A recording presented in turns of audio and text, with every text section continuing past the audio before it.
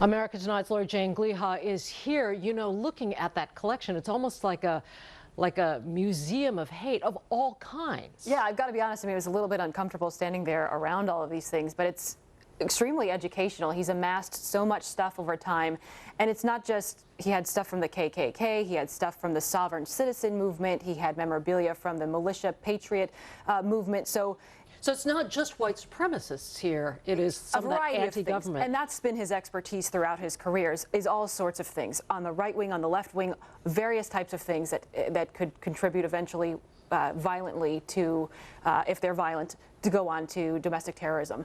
And what he says is it's very important for these things to be used in law enforcement trainings. And he says, you know, it's interesting looking at some of these things because they look so benign, you know, like a little manual or a booklet, but when you open it up and read some of the violent and criminal things, it's important for the law enforcement to know about this so that they can be aware and know how to combat and kind of come up with a strategy.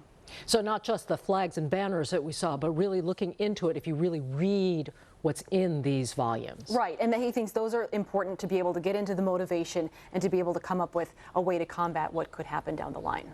With all the information that is coming to light, and particularly under the latest circumstances where you're starting to see the rise of something out there again, I mean, is this cause for lawmakers, for law enforcement as well to reconsider what those threats really are? Well, this is certainly not a conversation that's going away, given all of the events that have been happening. This is something that people are talking about, and it's not just people like Benny Thompson and Daryl Johnson that are bringing this stuff up.